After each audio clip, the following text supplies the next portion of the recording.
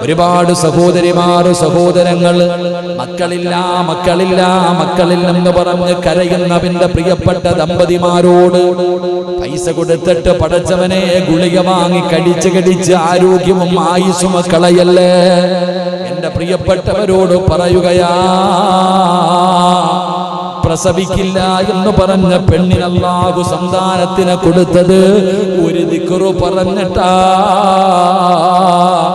ഏത് ദിക്റെന്നറിയുമോ? യാ റഹീമു യാ അല്ലാഹുവേ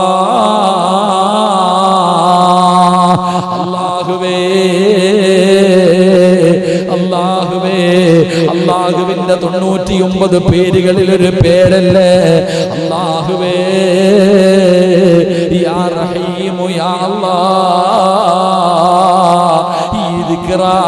പെണ്ണ് പറഞ്ഞത്. അതുകൊണ്ട് മക്കളില്ലാതെ പ്രയാസപ്പെടുന്ന മാതാപിതാക്കളോട് നവദമ്പതികളോട് പറയുകയാ, പറഞ്ഞോ അസ്തഗ്ഫിറുല്ലാഹ്, പറഞ്ഞോ അസ്തഗ്ഫിറുല്ലാഹ്, പറഞ്ഞോ യാ റഹീമു യാ അല്ലാഹ്. കരുണയുള്ള അല്ലാഹ്, കരുണയുള്ള അല്ലാഹ്, കരുണ കാണിക്കണേ അല്ലാഹ്. വർഷങ്ങളായി റബ്ബേ കണ്ണീരിലാണ് റബ്ബേ, കണ്ടില്ലെന്ന് നടിക്കല്ലേ അല്ലാഹ്.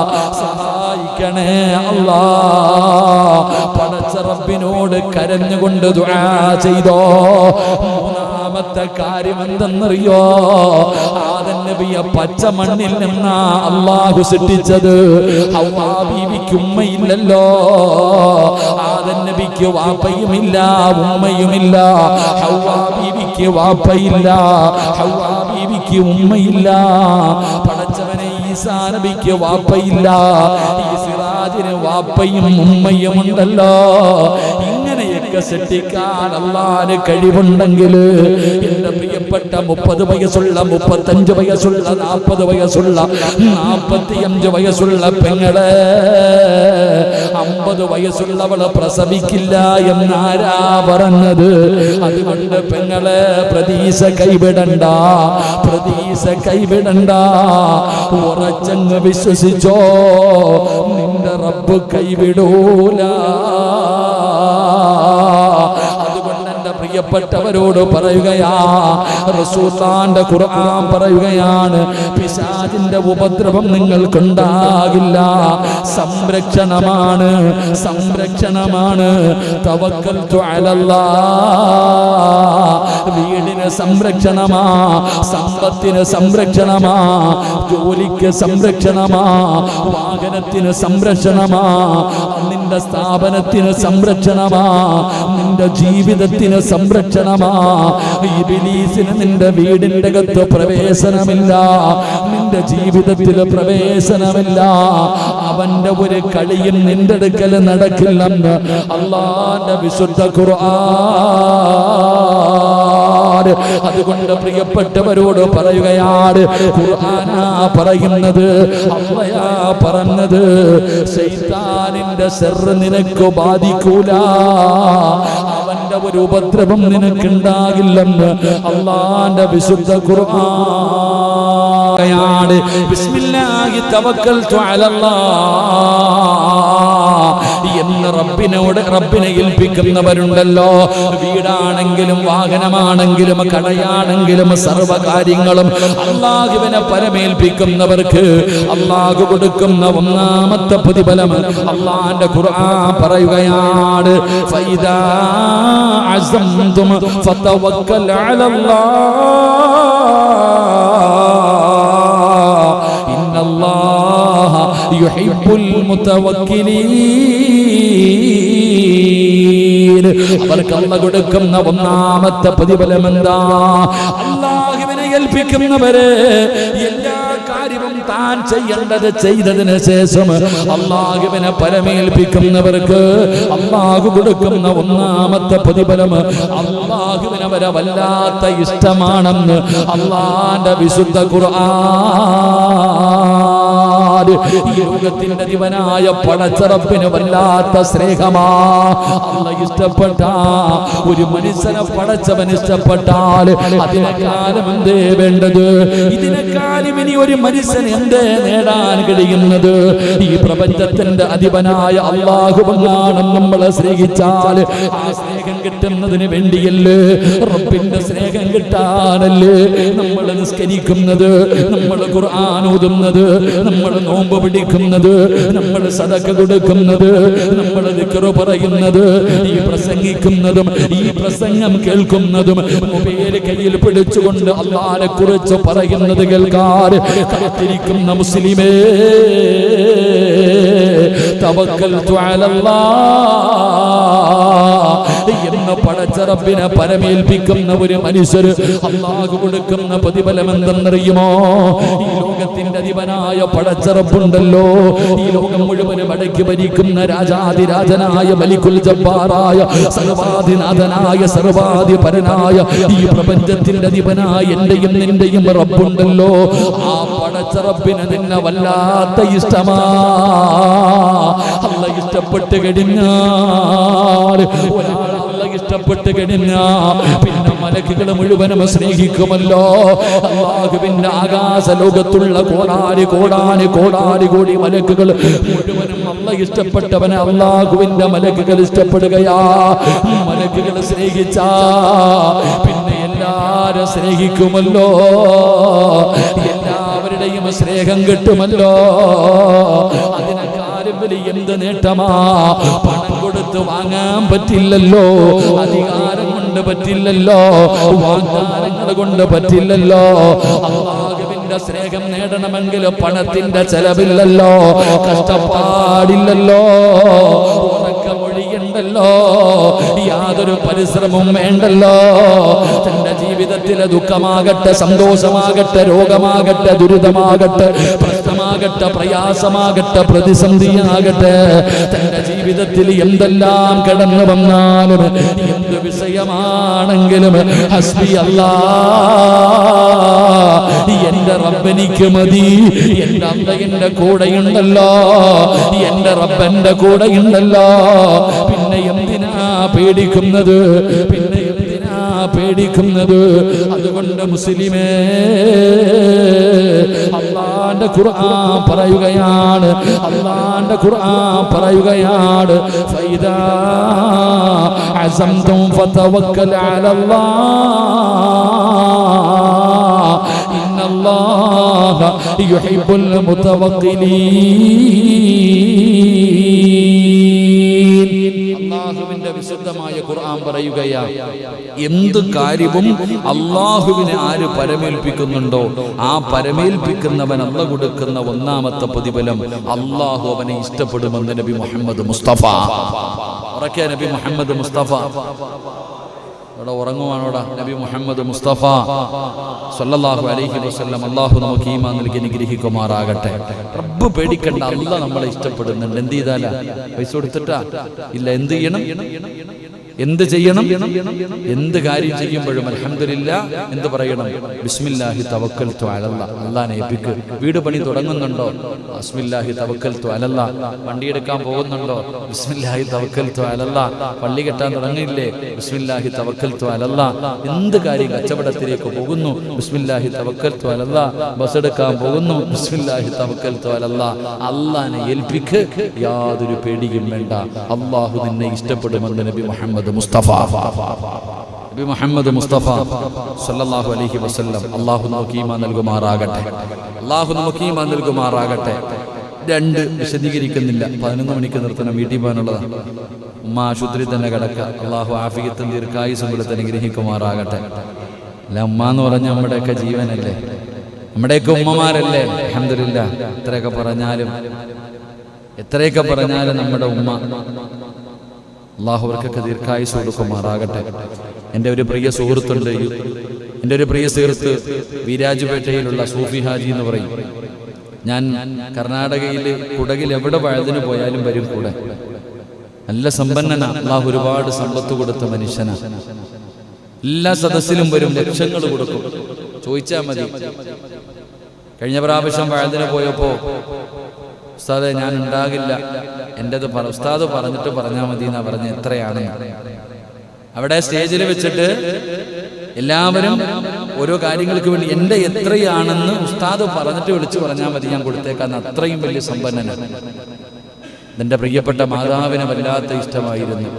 അള്ളാഹുവെ, കുറച്ച് ദിവസങ്ങളായി നമുക്ക് സുഖമില്ല, ഹോസ്പിറ്റലിലാണ്, നല്ല ആരോഗ്യമുണ്ട്, സംസാരിക്കും.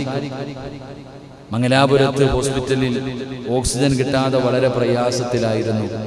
ആ അദ്ദേഹത്തിൻ്റെ പ്രിയപ്പെട്ട ഉമ്മ അള്ളാഹുവിൻ്റെ വിധിക്ക് മുന്നിൽ തലതാഴ്ത്തി യാത്രയായി. അള്ളാഹു ആ ഉമ്മയ്ക്ക് മഗ്ഫിറത്തും റഹ്മത്തും നൽകി അനുഗ്രഹിക്കുമാറാകട്ടെ. അള്ളാഹു ഖബറിടം വിശാലമാക്കി കൊടുക്കുമാറാകട്ടെ. അള്ളാഹു അവർക്ക് എല്ലാവർക്കും ഈ ഉമ്മാനോട് വലിയ ഇഷ്ടമാണ്. സത്യം പറഞ്ഞാൽ ഈ പണക്കാരൊക്കെ പണം കൂടിക്കഴിഞ്ഞാൽ അള്ളാനെ മറക്കുന്നവരധികം പേരും.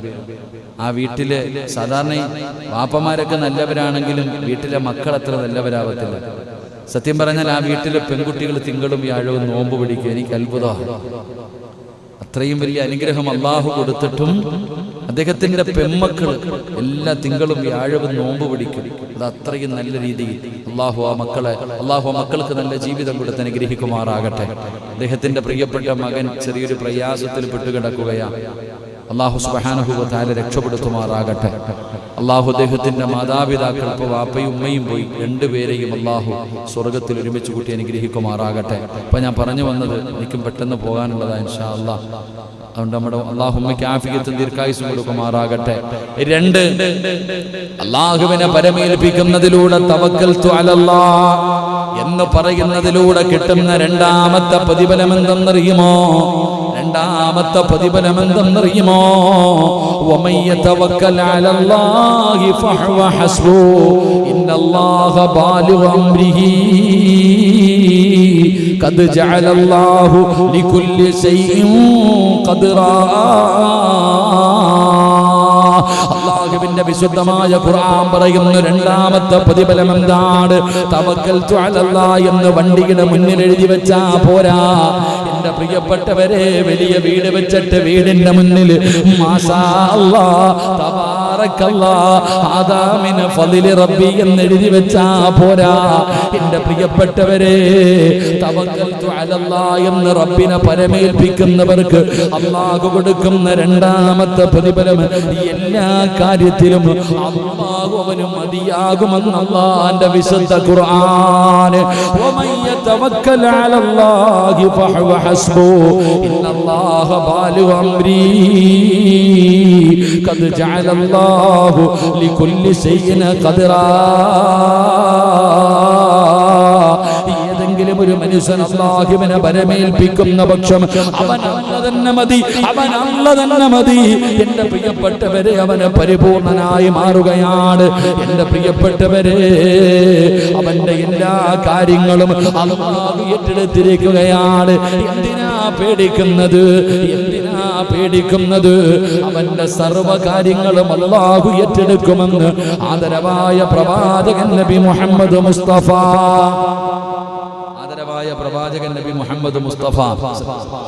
പൊന്നാര ചങ്ങാതി, തവക്കൽതു അലല്ലാഹ് എന്ന് പറഞ്ഞ അള്ളാഹിനെ ഏൽപ്പിച്ച പിന്നെ നീ എന്തിനാ പേടിക്കണേ? എന്റെ കാര്യങ്ങൾ ഞാൻ അള്ളാഹുവിനെ ഏൽപ്പിച്ചു കഴിഞ്ഞാൽ അത് അള്ളാഹിനെ ഏൽപ്പിച്ചു കഴിഞ്ഞ് നീ എന്താ എനിക്ക് ബേജാറ്? എന്റെ മകള് പ്രായപൂർത്തിയായി, വിവാഹപ്രായമായി, അൽഹംദുലില്ലാഹ് അള്ളാഹിനെ ഏൽപ്പിച്ചിട്ടുണ്ട്. എന്തിനാ പേടിക്കണേ? എന്റെ കാര്യങ്ങളും നമ്മൾ ചെയ്യാനുള്ളത് ചെയ്യണം. അത് നമ്മൾ വ്യക്തമായി കേൾക്കേണ്ടത്. ചുമ്മാതെ വീടിനകത്തിരുന്നിട്ട് 18 വയസ്സായി 19 വയസ്സായി ഇരിക്കുക, പെണ്ണുമ്പിള്ള ചോദിക്കുന്ന കാക്ക മോളെ കെട്ടിക്കണ്ടേ? ഓ അല്ലാഹ് നോക്കിക്കോളൂ, ആകാശത്ത് നോക്കി നടക്കാറല്ല പറഞ്ഞത്. നമ്മൾ നമ്മൾ ചെയ്യണം. എന്റെ പ്രിയപ്പെട്ടവരെ, അള്ളാഹിനെ ഏൽപ്പിച്ചു കഴിഞ്ഞാൽ വീടിന്റെ പണി തുടങ്ങി, അൽഹംദുലില്ലാഹ് ഉള്ളതൊക്കെ കൊണ്ടു തുടങ്ങി. പക്ഷെ പൈസയ്ക്ക് പ്രതിസന്ധി വരുമ്പോ ലോൺ എടുക്കാൻ പോയില്ല. പൈസയ്ക്ക് പ്രതിസന്ധി വരുന്ന സമയത്ത് പണയം വെക്കാൻ പോയില്ല. അല്ലാഹ് തരും, വെയിറ്റ് ചെയ്യും. തവക്കൽതു അലല്ലാഹ് ഏൽപ്പിച്ചിട്ടുണ്ടല്ലോ, അല്ലാഹ് എന്നെ കൊണ്ടുതരും. അല്ലാഹു നമുക്ക് ഈമാൻ നൽകുമാറാകട്ടെ. മഹാനായ പ്രവാചകൻ സല്ലല്ലാഹു അലൈഹി വസല്ലമ തങ്ങൾ പറയുകയാണ്, ഏറ്റവും വലിയ ഒരു ചരിത്രം, എന്ത് തടസ്സമാണെങ്കിലും നിങ്ങൾ മനസ്സിലാക്കുക, അല്ലാഹനെ ഏൽപ്പിച്ചു കഴിഞ്ഞാൽ അല്ലാഹ് തട്ടിമാറ്റി തരും സർവ്വതും. എന്തു പ്രയാസമാണോ എന്താണോ ഇപ്പൊ തന്നെ ഈ എന്തിനിപ്പോ നമ്മൾ കൂടുതൽ വഴുതു പറയണേ? നിങ്ങളോട് ഞാൻ എന്തിനാ പറയണേ? ഈ ചങ്ങാതിമാരൊക്കെ ഈ പള്ളി കെട്ടണ വിഷയമായിട്ടൊക്കെ എന്തൊക്കെയായിരുന്നു? ബദർ, ഉഹദ്, ഹന്തക്ക്, ഹൈബറും തബൂക്കൊക്കെ എല്ലായിരുന്നു. എന്തൊക്കെ തടസ്സങ്ങളായിരുന്നു. പക്ഷെ എവിടെ പോകുമ്പോഴും അള്ളാഹ് ഒരു വഴി കാണിച്ചു കൊടുക്കുന്നു, അള്ളാഹു ഒരു വഴി തുറന്നു കൊടുക്കുന്നു. ഏതൊരു വിഷയത്തിലാണെങ്കിലും നിങ്ങൾക്കൊക്കെ പിന്നെ പറഞ്ഞു തരണ്ട, നിങ്ങൾക്ക് പിന്നെ ശത്രുക്കളെ ഇല്ലല്ലോ, നിങ്ങൾക്ക് പിന്നെ അങ്ങനത്തെ കുഴപ്പമൊന്നുമില്ല. എല്ലാവരും ഈ ചിരി ഉണ്ടെങ്കിൽ പിന്നെ എന്തിനാ പേടിക്കണേ അല്ലേ? എന്റെ പ്രിയപ്പെട്ടവരെ, അള്ളാഹു നമുക്ക് എല്ലാ വഴികളും തുറന്നു തരും. അള്ളാഹിനെ ഏൽപ്പിച്ചു കഴിഞ്ഞാൽ ഒരു ഭയവും നമുക്ക് വേണ്ട. അതിന് ഏറ്റവും വലിയ തെളിവ് മഹാനായ ഖലീലുല്ലാഹി ഇബ്രാഹിം നബി അലൈഹിസ്സലാം. ഇബ്രാഹിം നബി അലൈഹിസ്സലാമിനെ നമ്രൂദിന്റെ അനുയായികൾ പിടിച്ചുകൊണ്ട് വന്നിട്ട് തീകുണ്ടാരത്തിലേക്ക് വലിച്ചെറിയാൻ നിർത്തിയിരിക്കുമ്പോഴും എവിടെ അമ്പും വില്ലും തയ്യാറാക്കിയിട്ട് നിർത്തിയിരിക്കുക ഇബ്രാഹിം നബിയെ എഴുതങ്ങിട്ട് വിടാൻ. ആ നിർത്തിയിരിക്കുന്ന സമയത്താ പറയുന്നത് ഹസ്ബി അല്ലാഹ് ഹസ്ബി അല്ലാഹ് വ നിഅമൽ വകീൽ, ഹസ്ബുനല്ലാഹ് വ നിഅമൽ വകീൽ. എന്താ ഇല്ലേ? ജിബ്രീൽ അലൈഹിസ്സലാം എന്നിട്ടാ പറയണ രക്ഷപ്പെടുത്തട്ടെ, പൊക്കോ നിന്റെ കാര്യം നോക്കി. ജിബ്രീൽ അലൈഹിസ്സലാമിനോട് പറയാൻ, നബിയെ രക്ഷപ്പെടുത്തട്ടെ നബിയെ, നിങ്ങൾ പോ ചങ്ങായി, അല്ലാഹ് ഉണ്ടല്ലോ എന്റെ റബ്ബുണ്ടല്ലോ എന്നെ നോക്കാൻ, നീ എന്തിനാ ഭയപ്പെടുന്നേ? ഹസ്ബുനല്ലാഹു നിഅമൽ വകീൽ. എന്റെ പ്രിയപ്പെട്ട സഹോദരങ്ങളെ, നിങ്ങൾ നോക്ക്, എനിക്ക് അല്ലാ മതി, ഞാൻ അല്ലാഹനെ ഏൽപ്പിച്ചിരിക്കല്ലേ. കരിയാൻ വിധിയുണ്ടെങ്കിൽ കരിയട്ടെ, അതിനകത്ത് പോയി കടന്ന് അവസാനിക്കാനാണ് എന്റെ വിധിയെങ്കിൽ അല്ലാഹ് തീരുമാനിച്ചതല്ലേ. അവിടെ നാ ഒരു മനസ്സ് കാണിച്ചപ്പോൾ അള്ളാഹുവിന്റെ ഇടപെടലുണ്ടായി. എന്റെ പ്രിയപ്പെട്ടവരെ, ആകാശ ലോകത്ത് നിന്ന് ഇറങ്ങി വന്നു സഹായം. ആ ഒരൊറ്റ വാക്ക് ജിബ്രീൽ അലൈഹിസ്സലാം വരെ വന്നപ്പോ എന്റെ റബ്ബിനറിയാ എന്നെ രക്ഷപ്പെടുത്താൻ എന്റെ റബ്ബുണ്ടല്ലോ.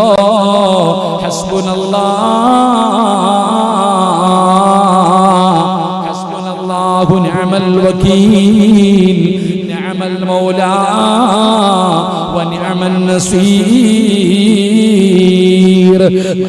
ഇബ്രാഹിം നബി അലൈഹിസ്സലാം ആ നമ്രൂദിന്റെ കഠാരമായ തീകുണ്ടാരത്തിലേക്ക് വലിച്ചെറിയാൻ അവിടുന്ന് തയ്യാറെടുക്കുന്ന സമയത്തല്ലേ പറഞ്ഞത്. അപ്പോഴാണ് ഏഴാകാശം കടന്ന് അല്ലാഹുവിന്റെ ഭാഗത്ത് നിന്ന് സഹായം വരുന്നത്. കുല്യാനാറു കുനീ ബർദം വസലാമൻ അലാ ഇബ്രാഹിം. ആകാശത്ത് കൂടെ അതിന്റെ മുകളിലൂടെ പറന്നു പോകുന്ന പറവകൾ പോലും കരിഞ്ഞു വീഴുന്ന രീതിയിൽ ഭയാനകമായ തീകുണ്ടാരമുണ്ടാക്കി. ആ തീക്കകത്തേക്ക് വലിച്ചെറിഞ്ഞ ഇബ്രാഹിം നബിയുടെ ശരീരത്തിലെ ഒരു രോമം കരിഞ്ഞില്ലല്ലോ മുസ്ലിമേ. ഇബ്രാഹിം നബി അലൈഹിസ്സലാമിന്റെ ശരീരത്തിൽ ഒരു രോമം പോലും കരയാതെ എന്റെ പ്രിയപ്പെട്ടവരെ അതിനകത്ത് ഉല്ലാസ യാത്രയ്ക്ക് പോയിട്ട് തിരിച്ചു വരുന്നവനെ പോലെ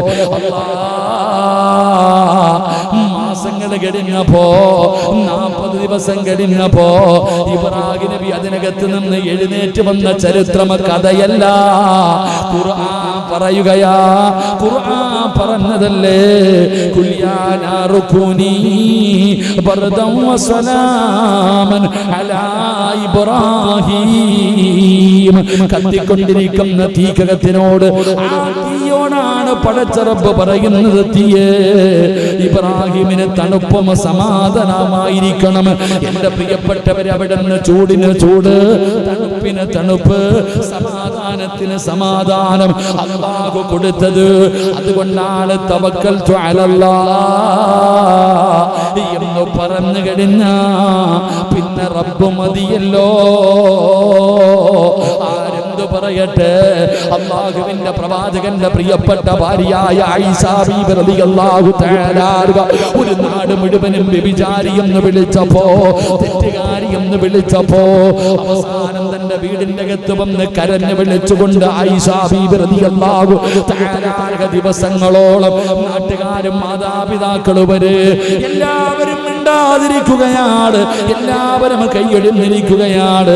ആയിഷ ബീവിക്ക് ആരുമില്ല, ആയിഷ ബീവിക്ക് ആരുമില്ല. എല്ലാ ദിവസവും സുബഹി നമസ്കാരം കഴിഞ്ഞ് വീടിന്റെ ജനലിലൂടെ അല്ലാഹുവിന്റെ റസൂല് വരുന്നുണ്ടോ, തന്റെ പ്രിയപ്പെട്ട ഭർത്താവ് വിളിക്കാൻ വരുന്നുണ്ടോ, ആയിഷ ബീവി കാത്തിരിക്കുകയാ. ഒരു ദിവസം അതാ വരുന്നു അസ്റഫുൽ ഖൽഖ് നബി മുഹമ്മദ് മുസ്തഫ, തന്റെ പ്രിയപ്പെട്ട ഭർത്താവായ മുത്തുനബി കേറി വരുന്നത് കണ്ടപ്പോ ആയിഷ ബീവി റളിയല്ലാഹു തആല ഓടിച്ചെന്ന് കെട്ടിപ്പിടിക്കുകയാ, ഓടിച്ചെന്ന് കെട്ടിപ്പിടിക്കുകയാ. യാ റസൂലല്ലാഹ്, അല്ലാഹുവിന്റെ നബി നബിയേ, ജിബ്രീൽ വന്നോ നബിയേ, ഞാൻ നിരപരാധിയാണെന്ന് അല്ലാഹ് പറഞ്ഞോ നബിയേ. ആയിഷ ബീവി റളിയല്ലാഹു തആല അൻഹ അല്ലാഹുവിന്റെ റസൂലിനോട് ചോദിക്കുകയാണ്, ആയിഷ നീ നിരപരാധിയാണെന്ന് ജിബ്രീൽ വന്നു. ആയിഷ, അല്ലാഹുവിന്റെ ഖുർആനിൽ ആയത്തിറങ്ങി, അല്ലാഹുവിന്റെ ഖുർആനിൽ ആയത്തിറങ്ങി. ആയിഷ ബീവി റളിയല്ലാഹു തആല അൻഹ ചിരിക്കുന്ന മുഖത്തോടെ പറഞ്ഞു, നബിയേ എനിക്കുറപ്പായിരുന്നു നബിയേ അല്ലാഹുവിന്റെ സഹായം വരുമെന്ന്, ജിബ്രീൽ വരുമെന്ന്, ഖുർആനിൽ ആയത്തിറങ്ങുമെന്ന്, ഞാൻ നിരപരാധിയാണെന്ന് എന്റെ റബ്ബ് പറയുമെന്ന് എനിക്കുറപ്പായിരുന്നു നബിയേ. ആയിഷ, ഇത്ര ഉറപ്പെന്ത്? എങ്ങനാ നീ ഇത്രയും ദിവസം കഴിഞ്ഞത്? എങ്ങനെയാ നിനക്ക് സമാധാനം കിട്ടിയത്? യാ റസൂലല്ലാഹ്, സുജൂദിൽ കിടന്ന് പറഞ്ഞതെന്തെന്നറിയുമോ? ഹസ്ബുനല്ലാഹ്, ഹസ്ബുനല്ലാഹ്, ഹസ്ബുനല്ലാഹു നിഅമൽ വകീൽ, നിഅമൽ മൗലാ വ നിഅമൻ നസീർ. സമാധാനം തന്നത് ഇതാണ് പറഞ്ഞുകൊണ്ടിരുന്നത്. അതുകൊണ്ട് പറഞ്ഞു പഠിച്ചോ, ഹസ്ബുനല്ലാഹ്, ഹസ്ബുനല്ലാഹ്, എനിക്കെന്റെ റബ്ബുണ്ടല്ലോ, എനിക്കെന്റെ റബ്ബുണ്ടല്ലോ, എനിക്കെന്റെ റബ്ബ് മതിയല്ലോ. അതുകൊണ്ട് തവക്കൽതു അലല്ലാഹ്, അല്ലാഹുവിനെ പരമേൽപ്പിക്കുന്ന മനുഷ്യർ അല്ലാഹു കൊടുക്കുന്ന രണ്ടാമത്തെ പ്രതിഫലം അല്ലാഹുവിന്റെ ഖുർആൻ പറയുകയാണ്, വമൻ യതവക്കൽ അലല്ലാഹി ഫഹുവ ഹസ്ബുഹു ഇന്നല്ലാഹ ബാലു അംരി ഖദ് ജഅലല്ലാഹു ലികുല്ലി ശൈഇൻ ഖദ്റാ. രണ്ട്, തവക്കൽതു അലല്ലാഹ് എന്ന് റബ്ബിനെ ഏൽപ്പിക്കുന്നവന് റബ്ബ് തരുന്ന രണ്ടാമത്തെ പ്രതിഫലം അവൻ അല്ലാഹ് മതിയാകും. അല്ലാഹു നമുക്ക് ഈമാൻ നൽകുമാറാകട്ടെ, അല്ലാഹ് നമുക്ക് ഈമാൻ നൽകുമാറാകട്ടെ. നമ്മൾ തിന്നിട്ട് വയറ് നിറയാത്ത മനുഷ്യന്മാരാ. എന്തുകൊണ്ട്? നമുക്ക് മതിയാകാത്തത് കൊണ്ട്. എന്ത് തിന്നാലും നിറയുന്നുണ്ടോ? എത്ര കിട്ടിയാലും തികയുന്നുണ്ടോ? ഇല്ല. അതങ്ങനല്ല. അല്ലാഹ് ഉണ്ടെങ്കിൽ അല്പം മതി. കാന്താരി ചെറുതാണെങ്കിലും മതി, അൽഹംദുലില്ലാഹ്. നമുക്ക് അല്പം കിട്ടിയാൽ മതി, നമുക്ക് തൃപ്തിപ്പെടാൻ കഴിയും. അല്ലാഹു നമുക്ക് ഭാഗ്യം നൽകുമാറാകട്ടെ, അല്ലാഹു നമുക്ക് ഭാഗ്യം നൽകുമാറാകട്ടെ. മൂന്ന്, എൻ്റെ പ്രിയപ്പെട്ട സഹോദരങ്ങളെ, മഹാനായ നബി മുഹമ്മദ് മുസ്തഫ സല്ലല്ലാഹു അലൈഹി വസല്ലമ തങ്ങൾ പറയുന്നു, ഞാൻ ഹദീസ് പറയുന്നില്ല, ഖുർആൻ മാത്രം പറയാം. ഇന്നെങ്കിലും 10:30 അരമണിക്കൂറും കൂടെ ഇൻഷാ അല്ലാഹ്. പിരിവെല്ലാം ഉണ്ടില്ലേ അപ്പ? ഒരു അരമണിക്കൂറും കൂടെ ഇൻഷാ അല്ലാഹ്. ഇരിക്കല്ലേ? എസിക്കാതിരിക്കാൻ നല്ല രസമുണ്ടില്ലേ? നമുക്കൊന്നുമില്ലപ്പാ, ചൂട് തന്നെ. ഇത് ഈ പാലത്തിന് ഇത്രയും വരെ നീട്ടം ഉണ്ടായിരുന്നെങ്കിൽ പഠിച്ചാൽ, ഈ പാലം ഇവിടെ വരെ നീട്ടാൻ പറ്റിയിരുന്നെങ്കിൽ കേട്ടാ, ഈ ഫാനെങ്കിലും ഒന്നുള്ളൂ. ഞങ്ങൾ ഒന്ന് നീട്ടണം മെമ്പർ കേട്ടോ. നിങ്ങളൊക്കെ വിചാരിച്ച പാലം നീട്ടാൻ പറ്റില്ലേ? പഠിച്ചൊരു സിറാത്ത് പാലം പോലെ, തൂക്കുപാലം പോലെ തൂക്കിയിട്ടിരിക്കുക. ഇത് ശരി, ഉച്ച സമയത്ത് കയറി ഇരിക്കണം, തൂക്കുപാലത്തിന്റെ പവർ അറിയാൻ. ഇപ്പോ നല്ല തണുപ്പുണ്ടില്ലേ? എങ്കിൽ ലോഹറിന് പള്ളി വന്നിരുന്ന് നോക്കണം. ജുമായ്ക്കൊക്കെ വന്നിരിക്കുന്ന സമയത്ത് ഈ പാലത്തിന്റെ ചൂടറിയാം. ആ സമയത്ത് അള്ളാഹു നമ്മുടെ സിറാത്ത് എന്ന് പറയുന്ന പാലം അള്ളാഹു രക്ഷപ്പെടുത്തുമാറാകട്ടെ, അള്ളാഹു രക്ഷപ്പെടുത്തുമാറാകട്ടെ. 3 സ്വലാത്ത് സ്വല്ലല്ലാഹു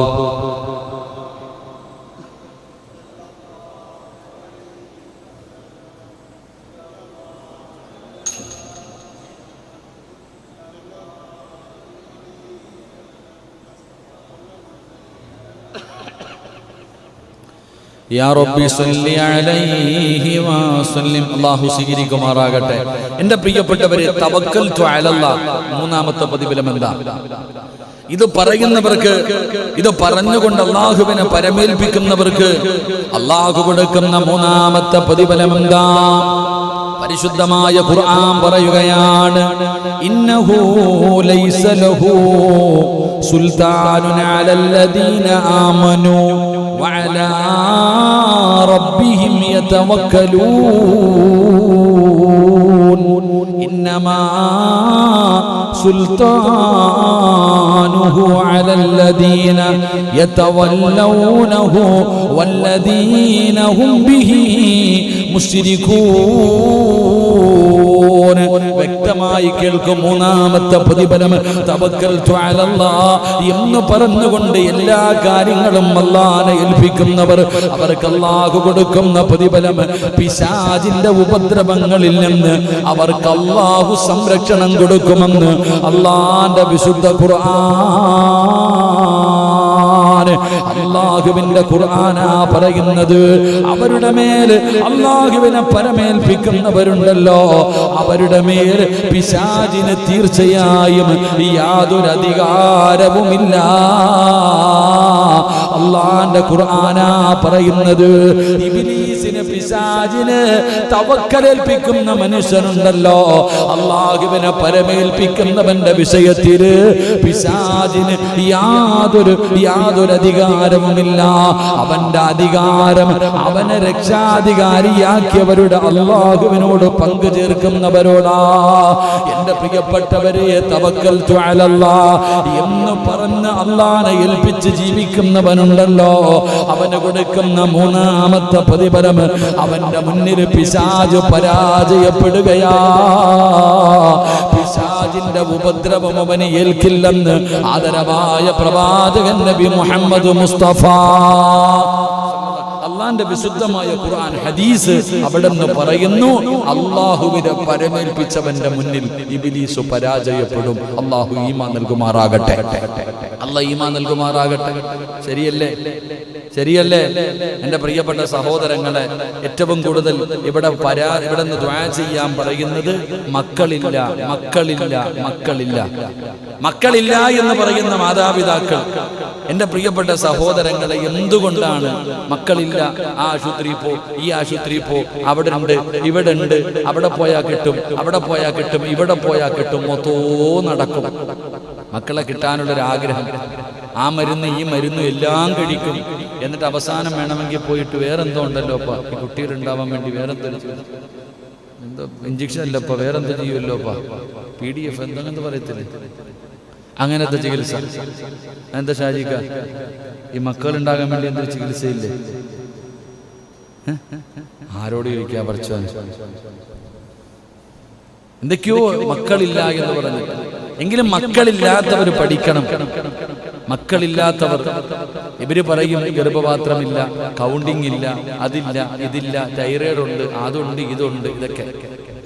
എന്നാൽ മഹാനായ നബി മുഹമ്മദ് മുസ്തഫ, മഹാനായ നബി മുഹമ്മദ് മുസ്തഫ സല്ലല്ലാഹു അലൈഹി വസല്ലം, ആയിഷ ബീവി റളിയല്ലാഹു തആല അൻഹ, ഇവർക്ക് രണ്ടുപേർക്കും മക്കളുണ്ടായിരുന്നു. നിങ്ങൾ ചരിത്രമെടുത്ത് വായിച്ചു നോക്ക്. അള്ളാഹുവിന്റെ പ്രവാചകൻ സല്ലല്ലാഹു അലൈഹി വസല്ലമ തങ്ങൾക്കും ആയിഷ ബീവി റളിയല്ലാഹു തആല അൻഹ രണ്ടുപേർക്കും മക്കളില്ലായിരുന്നു. കൗണ്ടിങ് പറഞ്ഞുകൊണ്ടാ? നിങ്ങൾ ചിന്തിക്ക്. മക്കളെന്ന് പറയുന്നത് അള്ളാഹു തരുന്നൊരു സമ്മാനം. അത് അള്ളാഹ് ഇഷ്ടപ്പെട്ടവർക്ക് അള്ളാഹു കൊടുക്കും, ചിലർക്ക് കൊടുക്കൂല. ചിലര് മക്കളെ കിട്ടിയിട്ട് കരയുന്നു, ചിലര് കിട്ടാതെ കരയുന്നു. ഇത്ര വ്യത്യാസമുള്ളൂ.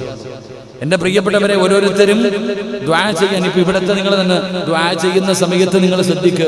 ഉസ്താദെ 15 കൊല്ലമായി, 10 കൊല്ലമായി, 8 കൊല്ലമായി, 6 കൊല്ലമായി മക്കളില്ല, ദുആ ചെയ്യും. ഉസ്താദെ, മക്കൾ നന്നാകാൻ വേണ്ടിയും ദുആ ചെയ്യും. രണ്ടും ഉണ്ടല്ലോ. നമ്മൾ മനസ്സിലാക്കേണ്ടത്, എന്റെ പ്രിയപ്പെട്ട സഹോദരങ്ങൾ, നിങ്ങൾ അള്ളാഹുവിൽ തവക്കൽ ഏൽപ്പിക്കുക. എന്തിനാ നിങ്ങൾ പേടിക്കണം? അവിടെ ഇവിടെയും പോയി മന്ത്രവാദം വരെ ചെയ്യുന്നവരുണ്ട് ഇതൊക്കെ വേണ്ടി. അവിടെ പോയാ, ആ സ്വാമി അടുത്ത് പോയാ, അന്നടുത്ത് പോയാ എല്ലാം കിട്ടും, അങ്ങനെ കുറെ എണ്ണം. അള്ളാഹുവിനെ പരമേൽപ്പിക്കു സഹോദര.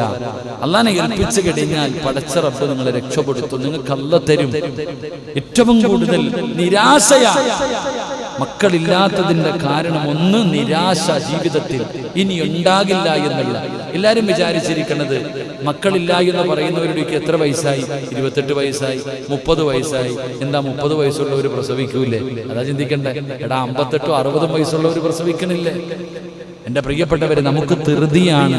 അള്ളാഹുവിനോട് പശ്ചാത്തപിച്ചു മടങ്ങി അള്ളാഹു നമ്മളോട് കരുണ കാണിക്കുന്നതിന് വേണ്ടി നല്ല കാര്യങ്ങൾ ചെയ്യുക. അതാ നല്ല കാര്യങ്ങൾ ചെയ്യുക. ഇസ്തിഗ്ഫാറുകൾ അധികമായിട്ട് പറയുക. ഇസ്തിഗ്ഫാറുകൾ അധികമായിട്ട് പറ. മക്കളില്ല മക്കളില്ല മക്കളില്ല, ഇസ്തിഗ്ഫാർ പറ. നിങ്ങൾ പേടിക്കണേ. അല്ലാഹല്ലേ പറഞ്ഞത്, യുർസിലിസ് സമാ അലൈക്കും മിദ്റാറാ വയംദിദുകും ബിഅംവാലിൻ വബനീൻ. ഖുർആൻ വ്യക്തമായിട്ട് പറയുന്നുണ്ടല്ലോ, ഇസ്തിഗ്ഫാർ പറയാനാ പറഞ്ഞത് മക്കളില്ലാത്തവരോട്. അസ്തഗ്ഫിറുല്ലാഹ് പറയാൻ ഭാര്യയും ഭർത്താവും അസ്തഗ്ഫിറുല്ലാഹ് പറ. അല്ലാതെ നിന്റെ കുഴപ്പമാടി മക്കൾ ഉണ്ടാകാത്തത്, കാക്കയുടെ കൗണ്ടിങ് കുറഞ്ഞുകൊണ്ടാ ഇല്ലാത്തത്. ആര്? രണ്ടും കൂടെ അടിയ.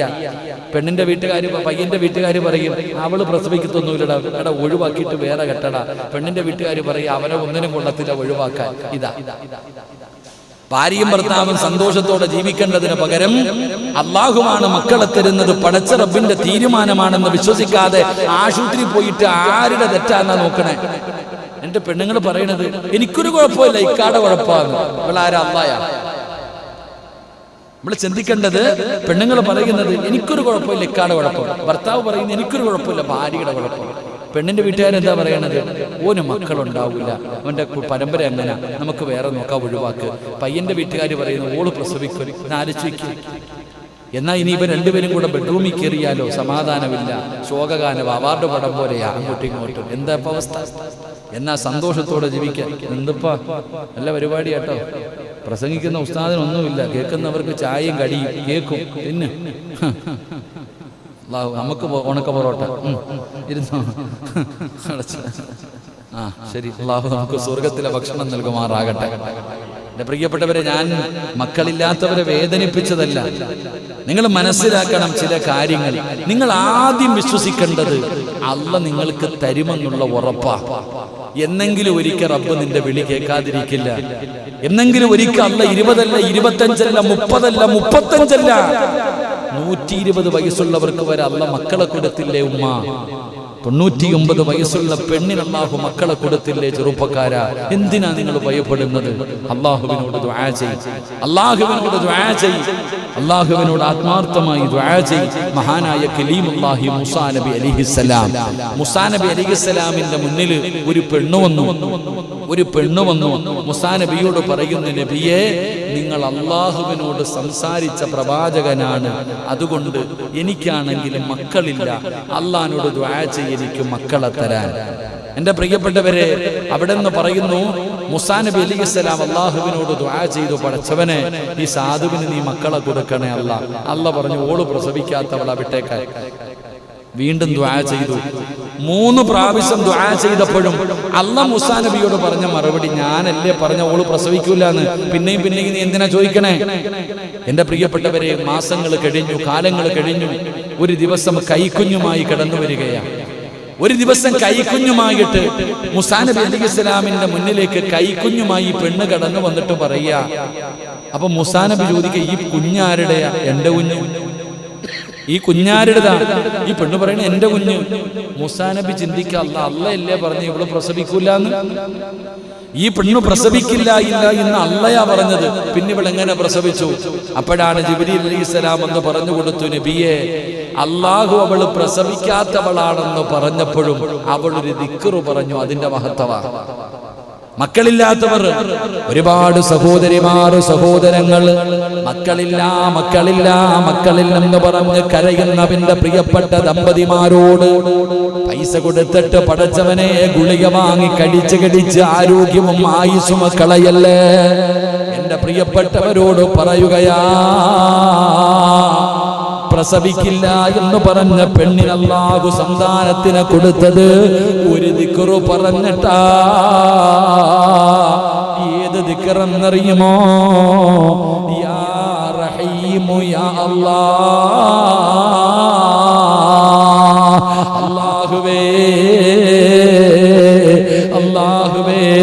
അല്ലാഹുവിന്റെ 99 പേരുകളിൽ ഒരു പേരല്ലേ അല്ലാഹുവേ, യാ റഹീമു യാ അല്ലാഹ്. ഈ ദിക്റാ പെണ്ണ് പറഞ്ഞത്. അതുകൊണ്ട് മക്കളില്ലാതെ പ്രയാസപ്പെടുന്ന മാതാപിതാക്കളോട്, ദമ്പതികളോട് പറയുകയാ, പറഞ്ഞോ അസ്തഗ്ഫിറുല്ലാഹ്, പറഞ്ഞോ അസ്തഗ്ഫിറുല്ലാഹ്. രണ്ട് പറഞ്ഞോ യാ റഹീമു യാ അല്ലാഹ്. കരുണയുള്ള അല്ലാഹ്, കരുണയുള്ള അല്ലാഹ്, കരുണ കാണിക്കണേ അല്ലാഹ്. വർഷങ്ങളായി റബ്ബേ, വർഷങ്ങളായി റബ്ബേ കണ്ണീരിലാണ് റബ്ബേ, കണ്ടില്ലെന്ന് നടിക്കല്ലേ അല്ലാഹ്. സഹായിക്കണേ അല്ലാഹ്. പടച്ച റബ്ബിനോട് കരഞ്ഞുകൊണ്ട് ദുആ ചെയ്തോ. മൂന്നാമത്തെ കാര്യം എന്തെന്നറിയോ? ആദം നബിയെ പച്ച മണ്ണിൽ നിന്നാ അല്ലാഹു സൃഷ്ടിച്ചത്. ഹവ്വാ ബീവിക്ക് ഉമ്മയില്ലല്ലോ. ആദം നബിക്ക് വാപ്പയുമില്ല ഉമ്മയുമില്ല. ഹവ്വാ ബീവിക്ക് വാപ്പയില്ല, ഹവ്വാ ബീവിക്ക് ഉമ്മയില്ല. പടച്ചവനെ ഈസാ നബിക്ക് വാപ്പയില്ല, ഈ സിറാജിന് വാപ്പയും ഉമ്മയും ഉണ്ടല്ലോ. ഇങ്ങനെയൊക്കെ സൃഷ്ടിക്കാൻ അല്ലാഹുവിന് കഴിവുണ്ടെങ്കിൽ എന്റെ പ്രിയപ്പെട്ട 30 വയസ്സുള്ള 35 വയസ്സുള്ള 40 വയസ്സുള്ള 45 വയസ്സുള്ള പെങ്ങളെ 50 വയസ്സുള്ളവള് പ്രസവിക്കില്ല എന്നാരാ പറഞ്ഞത്? അതുകൊണ്ട് പെങ്ങളെ പ്രതീക്ഷ കൈവിടണ്ട, പ്രതീക്ഷ കൈവിടണ്ട. ഉറച്ചങ്ങ് വിശ്വസിച്ചോ, നിന്റെ റബ്ബ് കൈവിടൂല. അതുകൊണ്ട് എന്റെ പ്രിയപ്പെട്ടവരോട് പറയുകയാ, റസൂലുള്ളാഹിന്റെ ഖുർആൻ പറയുകയാണ്, പിശാചിന്റെ ഉപദ്രവം നിങ്ങൾക്കുണ്ടാകില്ല. സംരക്ഷണമാണ്, സംരക്ഷണമാണ്. തവക്കൽതു അലല്ലാഹ്. വീടിന് സംരക്ഷണമാ, സമ്പത്തിന് സംരക്ഷണമാ, ജോലിക്ക് സംരക്ഷണമാ, വാഹനത്തിന് സംരക്ഷണമാ, നിന്റെ സ്ഥാപനത്തിന് സംരക്ഷണമാ, നിന്റെ ജീവിതത്തിന് സംരക്ഷണമാ. ഇബ്ലീസിന് നിന്റെ വീടിന്റെ അകത്ത് പ്രവേശനമില്ല, നിന്റെ ജീവിതത്തിൽ പ്രവേശനമില്ല. അവന്റെ ഒരു കളിയും നിന്റെ അടുക്കൽ നടക്കില്ലെന്ന് അല്ലാഹുവിന്റെ വിശുദ്ധ ഖുർആൻ.